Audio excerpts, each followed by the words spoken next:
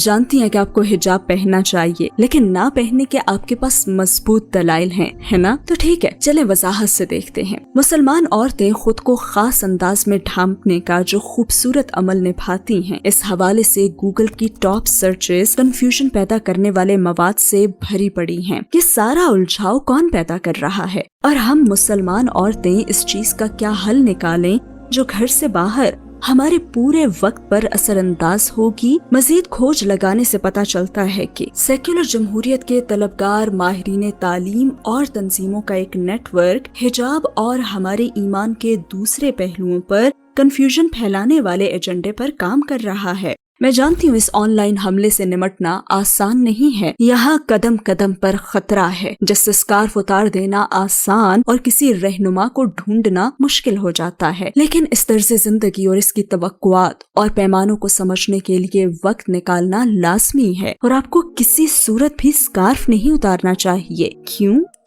آپ کے اپنے روحانی فائدے کے لیے۔ تو ہمیں ایسی قابل بھروسہ اور پختہ رہنمائی کہاں سے ملے گی جو خود بخود ہمیں اپنی مطلوبہ منزل یعنی اللہ کی رضا تک پہنچا دے؟ میں آپ سے ایک سوال کرتی ہوں، کیا آپ موٹر سیلز مین کے پاس سائیکل خریدنے کے لیے یا پھر کسائی کے پاس سبزی خریدنے جائیں گے؟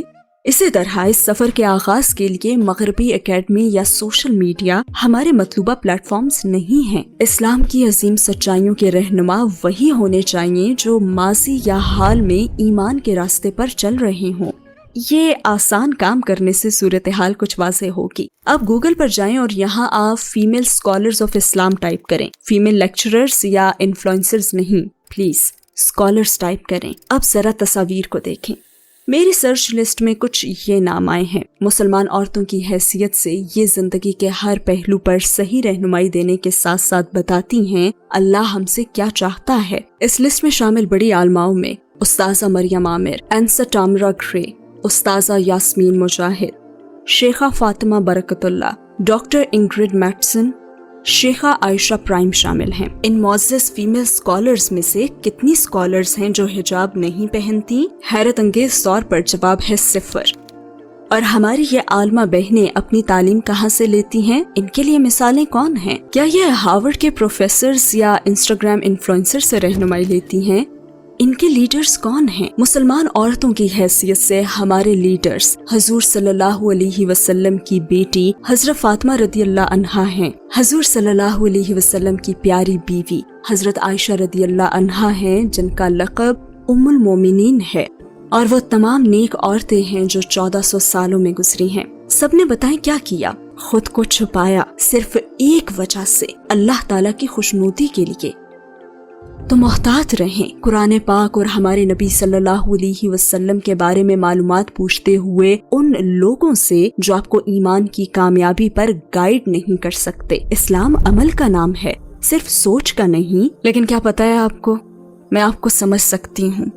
جی، حجاب ایک بہت بڑی ذمہ داری ہے، یہ دنیا کے لیے ہمارے ایمان کی ایک بہت بڑی نشانی ہے، اور اسے ہر کوئی دیکھ سکتا ہے اور اپنی رائے دے سکتا ہے، لیکن جان لیں کہ دوسروں کی نظر میں خوبصورت بننا خود میں اتنا اچھا احساس کبھی نہیں رکھتا جتنا کہ اپنے رب کی نگاہ میں اسپیشل بننا ہے۔ اللہ تعالیٰ فرماتا ہے، اے نبی تم اپنی بیویوں، اپنی بیٹیوں اور مسلمانوں کی عورتوں سے کہہ دو کہ وہ اپنی چادریں اپنے منہ کے اوپر جھکا لیا کریں۔ اس طریقے میں اس بات کی زیادہ توقع ہے کہ وہ پہچان لی جائیں گی تو ان کو ستایا نہیں جائے گا، اور اللہ بہت بخشنے والا بڑا مہربان ہے۔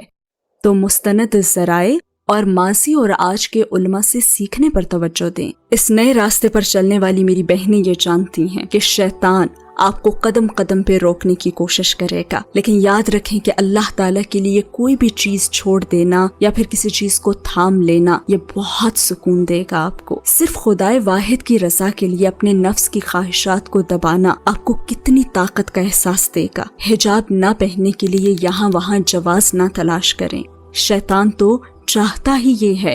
مسلمانوں کی حیثیت سے ہمارا ایمان مسجد کی 4 دیواری یا مصلی کی حدود سے کہیں آگے ہماری زندگیوں پر اثر انداز ہوتا ہے۔ نماز فجر کے لیے جاگنے سے لے کر رات کی آخری نماز تک اسلام ہماری روزمرہ روٹین میں شامل ہے۔ اس کے احکام ہمارے رابطوں، خوراک، مشاغل، سماجی مقامات، دوستوں کے گروپس پر اثر انداز ہوتے ہیں۔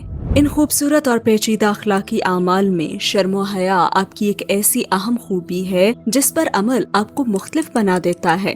جی ہاں، بالکل مختلف۔ سوشل میڈیا کلچر سے، اس کے ٹویٹر ٹرول سے اور ٹک ٹاک جیسے فتنے سے آپ کو بچا لیتی ہے۔ ریسرچ بتاتی ہے کہ مغربی عورتیں جتنا کم پہنتی ہیں، یعنی اگر ان کا جسم با اختیار مردوں کے لیے جاذب نظر ہوتا ہے تو وہ اتنا ہی زیادہ کما سکتی ہیں، لیکن اللہ تعالی ہمیں اس ذلت سے بچاتا ہے۔ اب میں آپ کو انسا ٹامرا گرے کے ایک آرٹیکل لین ان اور فیمنسٹ مینیفیسٹو سے کچھ پڑھ کر سناتی ہوں۔ میں اسے نیچے لنک میں بھی دے دوں گی۔ وہ کہتی ہیں، ایک سپورٹس ٹیم کی طرح ہم ایک دوسرے کو پہچانتے ہیں، ایک نسلی بیک گراؤنڈ کی طرح ہم ایک دوسرے کے ساتھ اطمینان محسوس کرتے ہیں، میدان جنگ میں اونچے لہراتے جھنڈے کی طرح ہم دنیا کے ہر ملک میں ہر روز بہادری سے باہر نکلتی ہیں اور اپنے پیغمبر صلی اللہ علیہ وسلم اور اپنے مذہب کی نمائندگی کرتی ہیں۔ اسی بیک گراؤنڈ میں گھل ملنے والے اپنے مردوں کی نمائندگی اور ہمارے ایکٹیویزم کی طلبگار اپنی مصیبت زدہ بہنوں کی نمائندگی کرتی ہیں۔ ہم ایسی ہر مومن عورت کی نمائندگی کرتی ہیں جسے دنیا کے سامنے اپنے یقین کا اظہار کرنا نہیں آتا۔ حجاب تمام فرائض کی طرح ان تمام لوگوں کے بجائے اللہ تعالیٰ کے دیے ہوئے حکم کو اوپر رکھنا، اس کی محبت کے طلبگار رہنا، اس سے رحم مانگنا اور اس کی رضا کے لیے خوش رہنا ہے۔ تو میری پیاری بہنوں، میرا پیغام آپ کے لیے یہی ہے کہ اسکارف پہنیں،